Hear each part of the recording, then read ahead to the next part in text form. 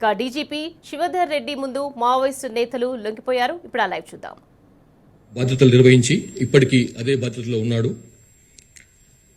Mallojula Venugopal alias Sonu party నుంచి బయటకు వచ్చిన తర్వాత సిపిఐ మావోయిస్టు పార్టీ యొక్క అధికార ప్రతినిధిగా కూడా వ్యవహరిస్తున్నాడు.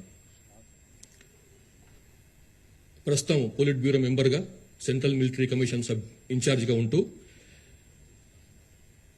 అజ్ఞాతం నుంచి బయటకు వచ్చినాడు. తర్వాత మల్లా రాజిరెడ్డి వీరిది శాస్త్రులపల్లె గ్రామం, మంథని మండలం, పెద్దపల్లి జిల్లా, పాత కరీంనగర్ జిల్లా. ఇతను సెంట్రల్ కమిటీ సభ్యుడిగా పనిచేస్తూ ఉన్నాడు. ఇతను నార్మల్ వ్యవసాయ కుటుంబానికి చెందినవాడు. 1975లో రత్నమ్మ తన భార్యను పెళ్లి చేసుకున్న తర్వాత ఆమెతో పాటుగానే ఆమె కూడా అయినంబడే పార్టీలోకి వెళ్ళిపోయింది. తర్వాత ఆమె ఛత్తీస్గఢ్లో జరిగినటువంటి ఎన్కౌంటర్లో 1998లో మరణించింది. ఇతను 71లో ఇంటర్మీడియట్ పూర్తి చేసి 1974లో ఆర్ఎస్యులో జాయిన్ అయినాడు. మల్లోజిల కోటేశ్వరరావు ఎలియాస్ కిషన్జీ అతను వెస్ట్ బెంగాల్లో ఎన్కౌంటర్లో మరణించినాడు. అతనితో కలిసి ఈ మార్క్సిస్ట్ లెనినిస్ట్ మావోయిస్ట్ సిద్ధాంతాల పట్ల ఆకర్షితుడై అయినాడు. తర్వాత 1980లో సిపిఎంఎల్ పీడబ్ల్యూ ప్రారంభించిన తర్వాత బొగ్గుగనుల ప్రాంతంలో ఉద్యమ నిర్మాణానికి కృషి చేసినాడు. 1988లో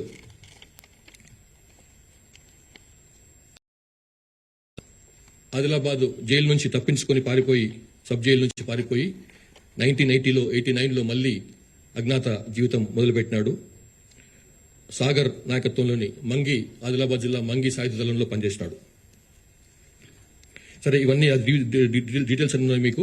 గడ్చిరోలిలో డివిజనల్ కమిటీ సెక్రటరీగా, ఆ జిల్లా సెక్రటరీగా పనిచేసినాడు.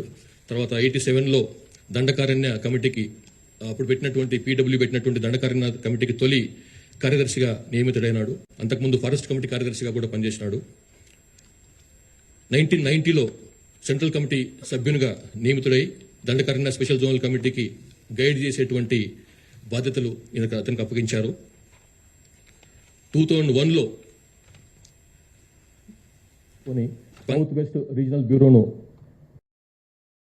దానికి అతన్ని ఇన్ఛార్జిగా నియమించారు.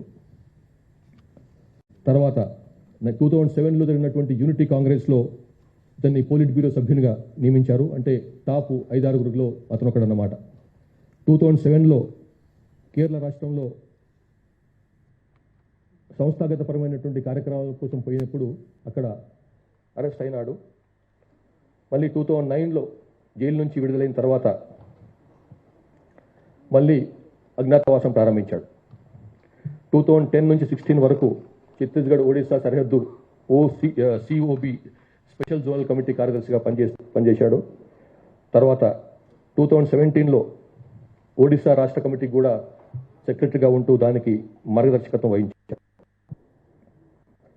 2022లో దండకారణ్యకు బదిలీ అయ్యి అప్పటి నుంచి ఇప్పటి వరకు దండకారణ్య స్పెషల్ జోనల్ కమిటీకి 2022లో దండకారణ్యకు బదిలీ అయ్యి అప్పటి నుంచి ఇప్పటి వరకు దండకారణ్య స్పెషల్ జోనల్ కమిటీకి ఇన్ఛార్జిగా సిసి మెంబర్స్ అవుతున్నాడు. ఇక మూడవ సరెండర్ ఇక్కడ బయటకు వచ్చినటువంటి మూడవ నాయకుడు బడే 46 years ఆఫ్ ఏజ్, చెందినటువంటి కాలోపల్లి గ్రామం. ఇంతకుముందు ఈ ప్రాంతం పాత వరంగల్ జిల్లాలో ఉండేది. ప్రస్తుతం అతను తెలంగాణ స్టేట్ కమిటీ సెక్రటరీగా బాధ్యతలు నిర్వహిస్తున్నాడు. ఇతను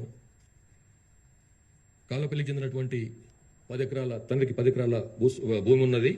ఆయన ఫ్యామిలీలో కొంత ఇతని కజిన్, తర్వాత బ్రదర్స్ కూడా కొంత ఈ విప్లవ పార్టీల పట్ల అనుకూలత చూపించిన వాళ్ళు. బడే నాగేశ్వరరావు ఇతని కజిన్ ఎలియాస్ ప్రభాకర్ ఎన్కౌంటర్లో కూడా మరణించినాడు. బయకపేట, తర్వాత రాయనగూడెంలో ఉన్నత పాఠశాలలో చదివి గోవిందరావుపేట ప్రభుత్వ కళాశాలలో ఇంటర్మీడియట్ పూర్తి చేసుకున్నాడు. 96లో 10th క్లాస్ అవుతున్నప్పుడే ఆర్ఎస్యూ పట్ల ఆకర్షితుడై అందులో పనిచేసి ఆర్ఎస్యూలోకి జాయిన్ అయినాడు. తర్వాత అజ్ఞాతంలోకి వెళ్లిపోయి ఏటూరు నాగారం, మహాదేవ్పూర్ ప్రాంతం దళంతో తన అజ్ఞాత జీవితాన్ని ప్రారంభించాడు. తర్వాత ఏటూరు నాగారం మహాదేవ్పూర్ ఏరియా కమిటీకి కార్యదర్శిగా పనిచేసిండు. ఖమ్మం, కరీంనగర్, వరంగల్ డివిజనల్ కమిటీకి సభ్యుడిగా కూడా పనిచేసిండు. తర్వాత 2007లో ఈస్ట్ డివిజన్ కమిటీ కార్యదర్శిగా కూడా నియమించబడ్డాడు. 2015లో తెలంగాణ స్టేట్ కమిటీలో సభ్యునిగా నియమించబడి 2019లో తెలంగాణ రాష్ట్ర కమిటీ మిలిటరీ అఫైర్స్ కూడా అతను ఇన్ఛార్జిగా వ్యవహరిస్తున్నాడు. 2025 జనవరిలో తెలంగాణ రాష్ట్ర కమిటీ సెక్రటరీగా నియమించబడి ఇప్పటి వరకు ఆ బాధ్యతలు నిర్వహిస్తున్నాడు. నూనె నరసింహారెడ్డి ఇలియాస్ గంగన్న, ఇలియాస్ రాహుల్, ఇలియాస్ సన్నుదాదా, ఈయనకి 62 ఏళ్ల వయసు. ఆంధ్రప్రదేశ్ రాష్ట్రంలోని గుంటూరు జిల్లా కాకుమాన మండలం వల్లూరు గ్రామానికి చెందినవాడు. ఇతను దండకరణ్య స్పెషల్ జోనల్ కమిటీలో ఉన్నాడు. పొలిటికల్ ఎడ్యుకేషన్ వ్యవహారాలు చూస్తుంటాడు. ఇతను బీఎస్సీ పూర్తి చేసిన తర్వాత నరసరావుపేటలో ఎల్ఎల్బి కోసం అని చెప్పి గుంటూరులో చదువుతూ ఆర్ఎస్యు కలాపాల పట్ల ఆకర్షితుడైపోయి యూజీ అయిపోయినాడు. 1990లో దుర్గిదళంలో పనిచేశాడు. అట్లానే ఇంకా రకరకాలుగా డిఫరెంట్ ప్లేస్ లో పనిచేసిండు. కానీ 2002లో అతను విజయవాడలో పోలీసులు అరెస్ట్ చేయగా మళ్ళీ 2004లో బయటకు వచ్చి మళ్ళీ ఆ టైంలో 2004లో జరిగినటువంటి చర్చల కార్యక్రమంలో అప్పుడే రాష్ట్ర ప్రభుత్వానికి సిపిఎంఎల్ పీడబ్ల్యూకి మధ్య జరిగినటువంటి చర్చలలో అతను ఆ చర్చలకు ఉన్నటువంటి మెయిన్ సభ్యులకు సహకరించాడు. తర్వాత మళ్ళీ యూజీ అయిపోయిన తర్వాత పొలిటికల్ ఎడ్యుకేషన్ టీంలో పనిచేసిండు. Scope sub committee of political education, sub committee and political education అంటారు, దాంట్లో పనిచేసిండు.